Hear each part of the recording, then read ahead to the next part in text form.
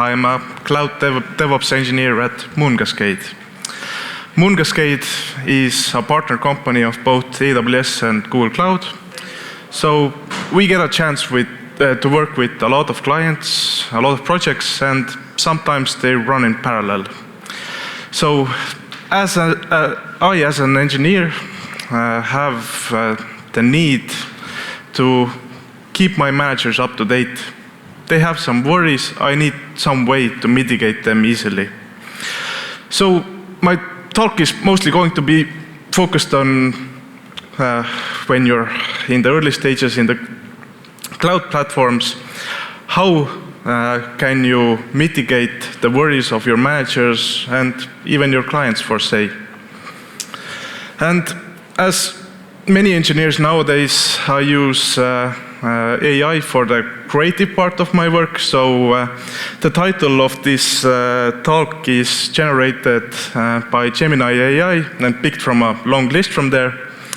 And I looked at this title and remembered that there was some movie that was with a similar name. So I decided to go to watch it again and see if there are any parallels that I could draw with the talk that I wanted to give. And to my surprise, there were quite many of these parallels. So the movie starts off with this horde of dragons attacking the Viking village. They're burning down houses and taking children, and the Vikings are trying to fight them off. There's this scene at the beginning of the movie where this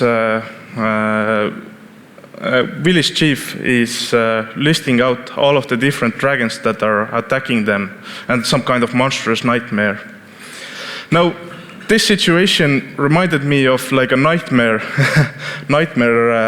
situation in the workplace where your production environment is gone down and all your SLAs with your clients have gone out the window.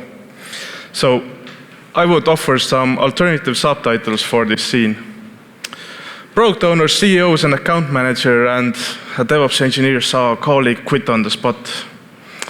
And in this situation, this is most probably the DevOps engineer trying not to get fired, and you can also call it muting your team's notifications.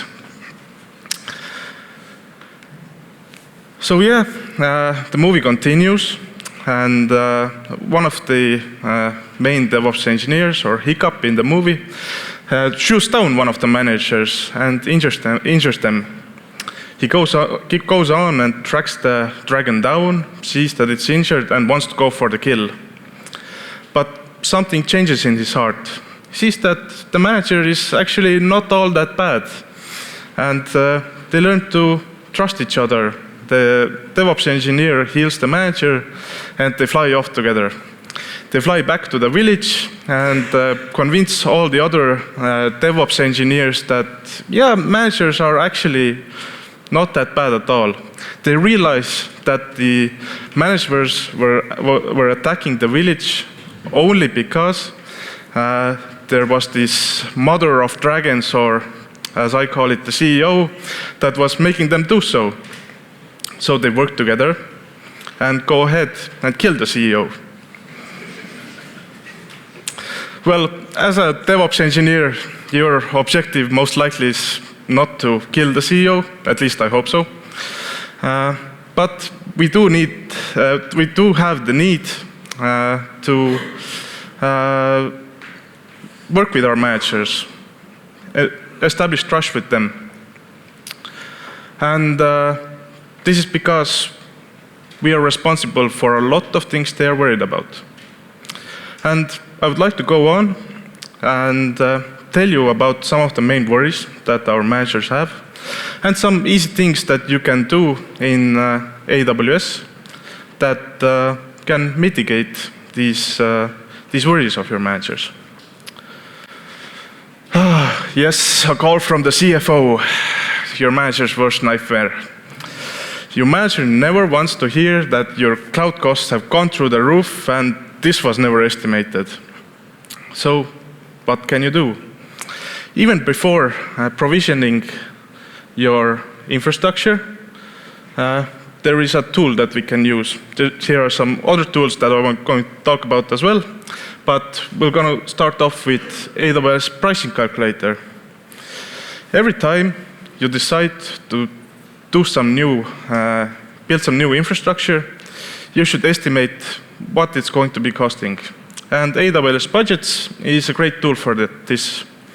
I have created this demo project demo budget for this presentation with 2 environments. I don't know if you see, but production and development. You get a monthly cost for both environments and a yearly cost as well. If you go a little bit deeper into it, you see that I've configured all different kinds of services that I'm planning to use. And yeah, you get a really nice estimate on how each resource is going to accumulate cost over the time. This is something you should do. Go and present your manager, so the manager can in turn go to the CFO and tell them that, yeah, we're going to start building this kind of infrastructure. We're doing this because of this, and it's going to cost about this much. Now, say that you go ahead and build the infrastructure. There's really no guarantee that your estimate was accurate. You guessed it, right? So now you need to keep track of what your infrastructure is costing somehow. And this is where AWS budgets come in. We at Moongascade also have an AWS organization that we mostly use for training and such purposes. And I decided to create some budgets for this organization. You see that there's these 3 budgets, two for my colleagues and 1 for myself, and my colleagues have been quite good. They're well within their thresholds of their budgets, so good for them. I have not been that good. My budget is estimated to go 50% over. So, yeah. What happens now? Well, I have configured the budget alert for myself that sends me an email every time my forecasted budget goes over the budget alert threshold. So I get an email like this that, yeah, Sander, you should go take a look at your infrastructure and see what's generating this extra cost, or is going to actually generate this extra cost, because this is an alert for forecasted costs, and my actual cost, if you can see from the screenshot, is actually nothing yet, because this screenshot is taken from the 1st of the month. But your manager probably doesn't want to get an email for every budget. They want a consolidated overview of your costs. And the way to do this is budget reports. I've selected all the budgets that I created before and set up a schedule for my manager, or in this example, myself, to get an email every week or every day that will show them what the current cost is, what's the budgeted amount for each AWS account for this example, and what's it forecasted to be spending at the end of the month. And as a manager, now I have the overview that I need. And yeah, another way of controlling costs is not even letting your engineers build expensive infrastructure.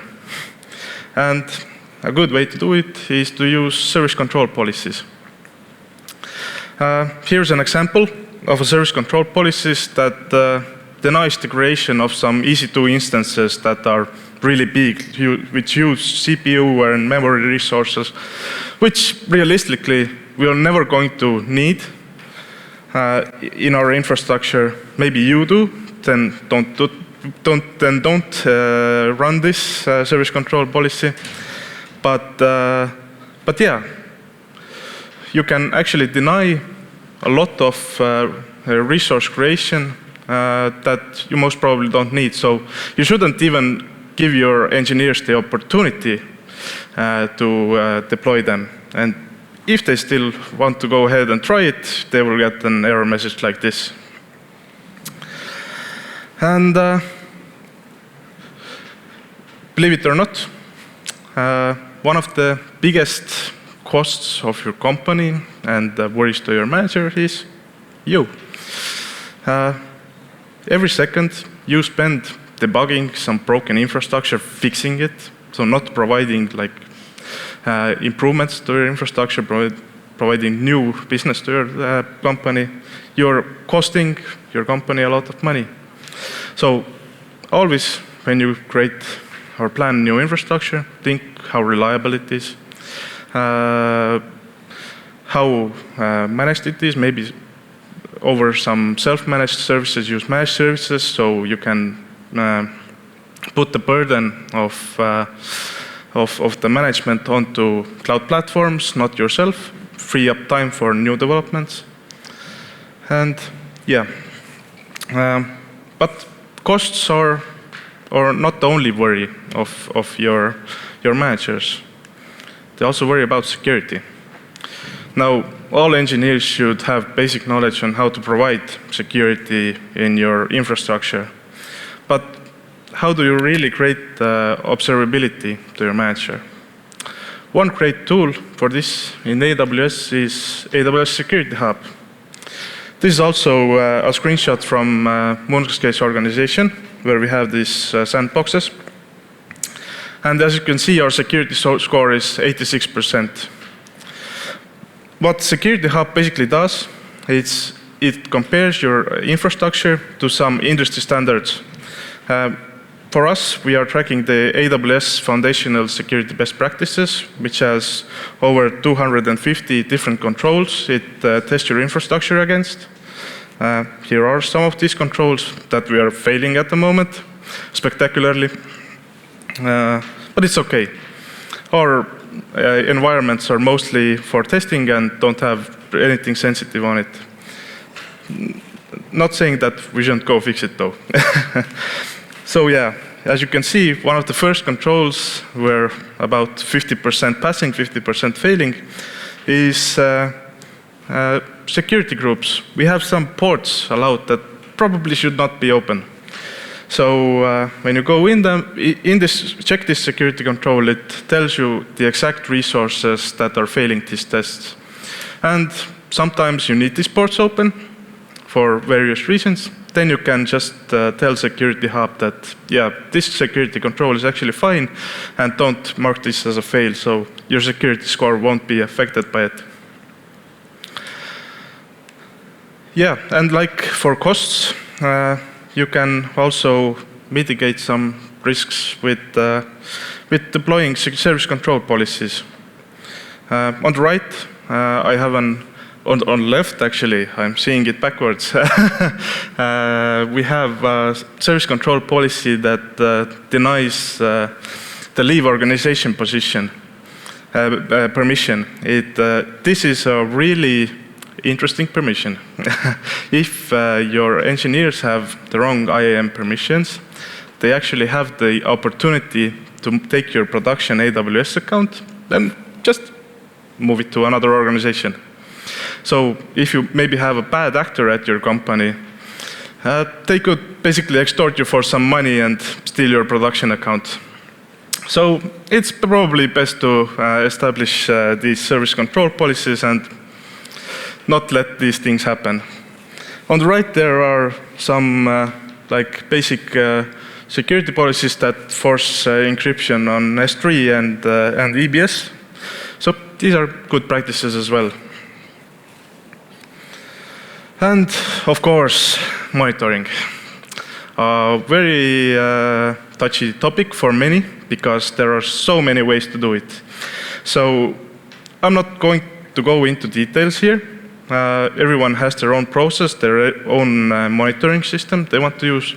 But the important thing here is that you configure alerts, you think about configuring alerts, and you plan ahead. What are the things that you are monitoring?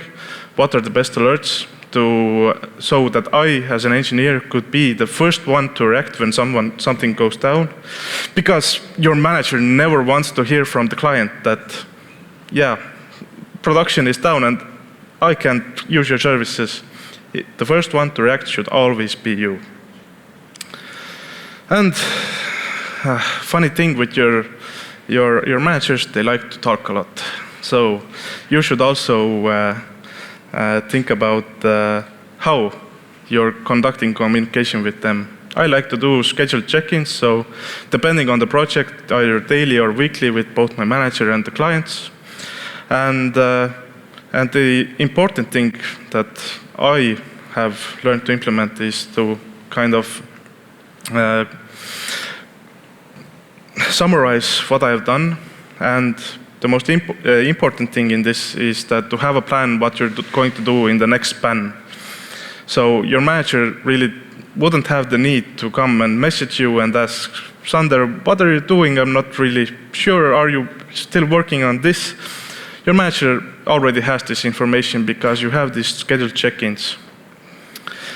And with all these tools that I talked about, the most important thing is that your manager is aware of them. Your manager knows how to use them.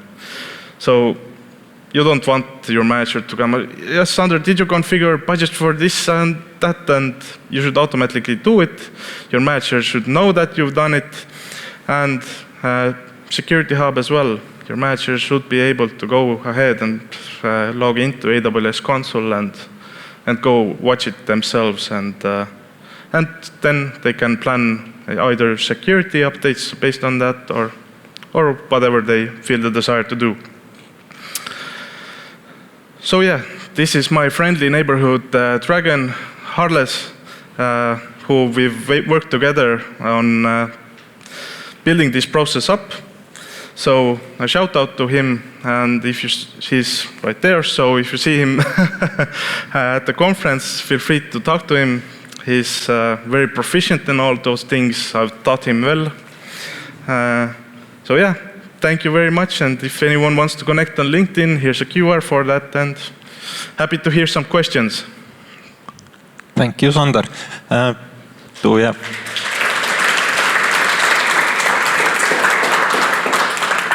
we have questions? Okay, you're so shy with questions, then I will ask one. Yes. Thanks for showing this estimation thing. Interesting. How you will estimate data usage, let's say database stuff, like you just like share a number, like if it will be like this, then it will be something around that. Or yeah, with some services it's not that clear cut, especially when it comes to data and the amount of it. When you're creating a new infrastructure, you maybe don't know how much it's going to take. So that's why tracking your costs over time is important. But as in terms of estimating, it's probably good to create like a worst estimate and the best estimate, and then you get some kind of idea on where it's probably going to land.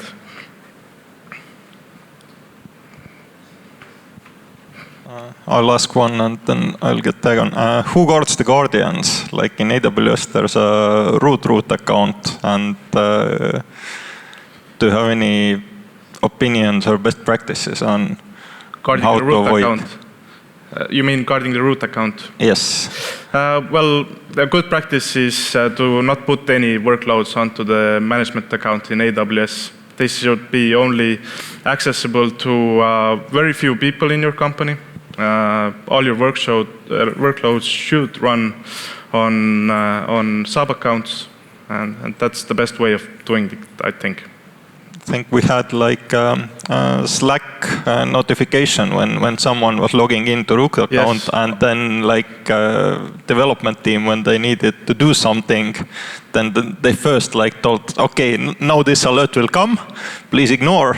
Then you logged in with root account, did your bad things, and then everything quiet. Using root accounts can be very risky, so it's best to provision IAM accounts for your engineers, not use the root account definitely. Yep. I have a question regarding dragons. How do you train dragon who wants to do micromanagement? Some people are difficult, but I guess you hide behind the post and turn off your Teams notifications. Okay. You talked about wasting time debugging, but what about wasting time in meetings and so on? Like how can we make this less? Yeah, this scheduled check-ins is. It also depends on your manager. Like I said, some people some managers like to talk, so you can't do anything about that, but the best thing you can do is provide them with all the information they require automatically and teach them to gather it themselves, so they wouldn't need to put a lot of meetings to explain something, and they could be essentially more independent. Thank you. Thank you. Do you have any last questions? No. Thank you very much then.